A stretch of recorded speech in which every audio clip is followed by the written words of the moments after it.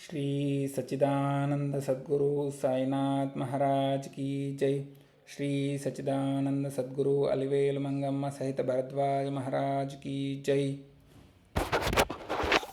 నేను దర్శించిన మహాత్ములు అవధూత శ్రీ చీరాల స్వామి, రచన ఆచార్య శ్రీ ఎక్కిరాల భరద్వాజ. అధ్యాయం 5, చాప్టర్ నంబర్ 5. శ్రీ చీరాల స్వామి పూర్వచరిత్ర కేవలం భగవత్కృప వల్లనే జరిగిందని చెప్పక తప్పదు. వారు చీరాలలో సంచరించిన 25-30 సంవత్సరాలలో 25 to 30 ఇయర్స్లో వారి పూర్వచరిత్ర కానీ, స్వగ్రామం పేరు కానీ, తమ పేరు కానీ, కులము కానీ, పూర్వాశ్రమం గురించి కానీ ఎవ్వరికీ ఏనాడు ఆయన చెప్పలేదు. నేను స్వయంగా వారిని తమ పేరు చెప్పమని ఎన్నోసార్లు అడిగాను. ఆయన ఒకసారి తమ పేరు త్రివేణి స్వామి అని, మరొకసారి రామస్వామి అని చెప్పారు. అటువంటి వారు ఆయనకు సాటిలేని సేవ చేసిన కాంపౌండరు చంద్రం గారికి, మరియమ్మకు మాత్రమే తమ పూర్వచరిత్రను గూర్చిన సూచనను ఇచ్చారు. వారు కొద్ది నెలలో సమాధి చెందుతారు అనగా ఒకరోజు ఉదయం మరియమ్మను నిద్రలేపి, శ్రీ స్వామి కడప జిల్లాలో మూలపల్లె వద్ద ఏటికి అవతల గొల్లపల్లెలో ఏటి ఒడ్డున నా సమాధి ఉన్నది, అక్కడికి వెళ్ళిరామ్మా అన్నారు. పాపం మరియమ్మకు ఆ మాటలేమీ అర్థం కాలేదు. ఆమె తిరిగి ఆయనను ప్రశ్నించగా, చంద్రానికి చెప్పమ్మా, అతనికి తెలుస్తుంది అన్నారు. ఇంతలో చంద్రం రానే వచ్చాడు. తిరిగి చంద్రానికి కూడా అవే మాటలు చెప్పారు స్వామి. మూలపల్లె సమీపాన ఏటికి అవతల గొల్లపల్లెలో ఏటి ఒడ్డున తన సమాధి ఉన్నది అని, దానిని దర్శించమని చెప్పారు ఆయన. చంద్రం కూడా తికమక పడ్డాడు. స్వామి ఎదురుగుండా కూర్చొని తమ సమాధి కడప జిల్లాలో ఉందనడం అతనికి అగమ్య గోచరంగా తోచింది. మీ మాటలు నాకు అర్థం కావటం లేదు స్వామి, వివరంగా చెప్పండి అని అడిగాడు. నేను చెప్పకూడదయ్యా, ఎవరినైనా తెలిసిన వారిని అడుగు, చెప్తారు అన్నారు స్వామి. మీకంటే తెలిసిన వారు ఎవరున్నారు స్వామి, మీరే చెప్పకూడదా అని అడిగింది మరియమ్మ. అందుకు స్వామి, నేను చెప్పకూడదమ్మా అన్నారు మళ్ళీ. అయితే మమ్మల్ని అక్కడికి ఇప్పుడే వెళ్ళమంటారా స్వామి అని అడిగింది మరియమ్మ. కానీ స్వామి మరేమీ సమాధానం చెప్పలేదు. ముందు ఎప్పుడో ఎవరో భక్తులు శ్రీ స్వామిని గొల్లెపల్లెకు తీసుకువెళ్తారు కాబోలు, అక్కడ వారు ఆకస్మికంగా సమాధి చెందుతారు కాబోలు, అప్పుడు వారి సమాధిని దర్శించడానికి తాను అక్కడికి వెళ్ళాల్సి వస్తుంది కాబోలు. ఆ విషయాన్ని స్వామి తాము బాధపడకుండా మరొక రూపంలో చెప్పారు కాబోలు అనుకున్నాడు చంద్రం. కొద్ది కాలానికి నేను స్వామి దర్శనార్థం చీరాల వెళ్ళగా వారు నాకు స్వామి చెప్పిన మాటలు చెప్పారు. అందుకు నేను అది దైవ రహస్యమని, దానిని అప్పుడే వెల్లడి చెయ్యవద్దని చంద్రం మరియమ్మలకు చెప్పి, నేను ఆ వివరాలను బట్టి పరిశోధిస్తానని వారికి వాగ్దానం చేశాను.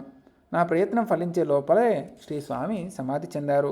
కానీ నేను ఆ విషయాన్ని వదిలిపెట్టక ఆ తర్వాత మా కాలేజీ విద్యార్థి, మా ఆధ్యాత్మిక సోదర బృందంతో సన్నిహితుడు అయిన చిరంజీవి రామకృష్ణారెడ్డికి వివరాలను వ్రాసి కాలేజీ సెలవులలో గొల్లెపల్లెకు వెళ్ళి అక్కడ పరిశోధించి వివరాలను నాకు తెలపమని వ్రాశాను.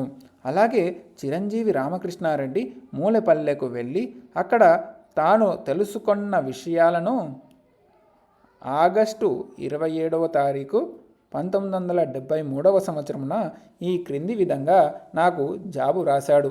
కాలేజ్ స్టూడెంటు మాస్టర్ గారికి లేఖ రాశారంట. ఆ లేఖ వివరాలు ఇప్పుడు చదువుతున్నాం. చీరాల స్వామి చెప్పిన గొల్లపల్లె ఎందలి విషయాలను తెలుసుకోవటానికి నేను ఆగస్టు 23, 1973 సంవత్సరమున గురువారం నాడు మా ఊరి నుండి బయలుదేరి తిన్నగా కడపకు వెళ్ళాను. అక్కడి నుంచి నా స్నేహితుని ఇంటికి వెళ్ళి 25వ తేదీ శనివారం నాడు తెల్లవారుజామున గొల్లపల్లెకు ప్రయాణం సాగించాను. ఉదయం 8 గంటలకు సిద్ధవటం చేరుకొని అక్కడ గొల్లపల్లెను గురించి విచారించగా 2 గొల్లపల్లెలు ఉన్నాయి అన్నట్లు తెలిసింది. అప్పుడు నేను ఒక గొల్లపల్లెకు వెళ్ళి విచారించాను. అక్కడ మనము అనుకున్నవేమీ సమాధి మొదలైనవి లేవు. వెంటనే ఇంకొక గొల్లపల్లెకు సైకిల్పై ప్రయాణం సాగించాను. కొంత దూరం వెళ్ళేసరికి ఒక చెట్టు క్రింద ఒక గొప్ప వ్యక్తి కాషాయ వస్త్రాలు ధరించి కూర్చొని ఉన్నారు. నేను ఆయనను చూచిన వెంటనే సైకిలు దిగి నమస్కరించాను. ఏం నాయనా, ఎక్కడికి వెళ్తున్నావు అని పలకరించారు ఆయన. నేను వెళ్తున్న పనిని గురించి వివరంగా ఆయనతో చెప్పాను.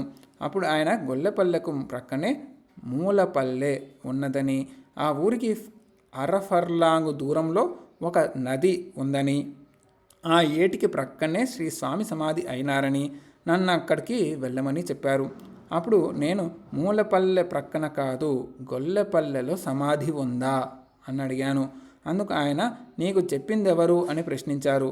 నేను చీరాల స్వామి విషయం ఆయన చెప్పిన విషయము చెప్పగా ఆయన మీకు చెప్పిన స్వామి మూలపల్లె అని చెప్పి ఉంటారు, మీరు వినడంలో గొల్లపల్లె అని పొరపాటు జరిగి ఉంటుంది. అయినా గొల్లపల్లె మూలపల్లె దగ్గరగానే ఉన్నాయి కనుక ఏ పేరు చెప్పినా పర్వాలేదు. నువ్వు మూలపల్లెకు వెళ్ళు, తెలుస్తుంది అన్నారు. ఆయన చెప్పినట్లు నేను మూలపల్లెకు పోయి చూడగా నిజంగానే అక్కడ ఏటి ఒడ్డున ఒక సమాధి ఉంది. ఆ సమాధి గురించి, ఆ సమాధి నొందిన స్వామిని గురించి అక్కడ వారిని విచారించగా వారు ఈ వివరాలను నాకు చెప్పారు. ఆ సమాధిలో ఎన్నో సంవత్సరాల క్రిందట ఒక యోగి జీవ సమాధి అయినారట. ఆ సమాధి అయిన స్వామివారి పేరు అయ్యవార రెడ్డి అట, పాకనాటి కాపు అట. ఆయన తన చిన్నతనంలో ఆవులను మేపటానికై ప్రతిరోజు ఆ గ్రామ సమీపంలోనే ఉన్న కొండకు పోయేవారట.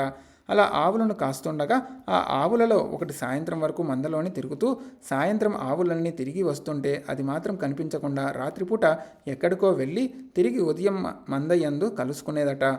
ఇలా కొన్నాళ్ళు జరిగాక ఒకరోజు ఆ ఆవు ఎక్కడికి వెళ్తుందో కనిపెట్టాలని దాని వెంట జాగ్రత్తగా ఈయన వెళ్ళారట. అది ఒక కొండ మీదకి వెళ్ళిందట. అక్కడ కొంతమంది ఋషులు ఈ ఆవు పాలు పిండుకోవటం ఈయన చూశారట. అదే సమయంలో ఈయనను వాళ్ళు కూడా చూసి దగ్గరకు పిలిచి నోరు తెరవమని నాలుక మీద ఏదో వ్రాసారట. అంతే, అప్పటి నుండి ఆయన ఆవులను మేపటం మానివేసి ధ్యాన నిమగ్నులై ఉండేవారట. ఆ సమాధి ప్రక్కనే ఉన్న ఏటియందు ఒకచోట లోతైన మడుగు ఉందట. ఆయన ఉదయం 5 గంటలకు ఆ మడుగులో ప్రవేశించి మధ్యాహ్నం 11 గంటలకు వెలుపలికి వచ్చేవారట. ఇంకా ఎన్నో విషయాలు ఆ గ్రామంలోని వారి వల్ల తెలుసుకున్నాను. అవన్నీ ఉత్తరంలో వ్రాయడానికి వీలు పడదు కనుక ప్రత్యక్షంగా మీతో చెబుతాను. శ్రీ స్వామివారు అక్కడ జీవసమాధి అయినారు. ఇప్పటికీ ప్రతి మంగళవారము శనివారములలో ఆ సమాధికి పూజలు జరుగుతున్నాయట. వీలైతే కడప దగ్గర మూలపల్లిలో మీరు కూడా ఎంక్వైరీ చేయండి. ప్రతి సంవత్సరం శివరాత్రి నాడు ఆరాధనోత్సవాలు విశేషంగా జరుగుతాయట. దీన్ని బట్టి స్వామి మూలపల్లెలో జీవ సమాధి అయినారు అని తెలుస్తున్నది. శ్రీ సచ్చిదానంద సద్గురు సాయినాథ్ మహారాజ్ కీ జై. శ్రీ సచ్చిదానంద సద్గురు అలివేలు మంగమ్మ సహిత భరద్వాజ్ మహారాజ్ కీ జై. హరి ఓం గురుదేవ దత్త కీ జై. ఇంతటితో అవధూత శ్రీ చీరాల స్వామి జీవిత చరిత్ర సంపూర్ణం.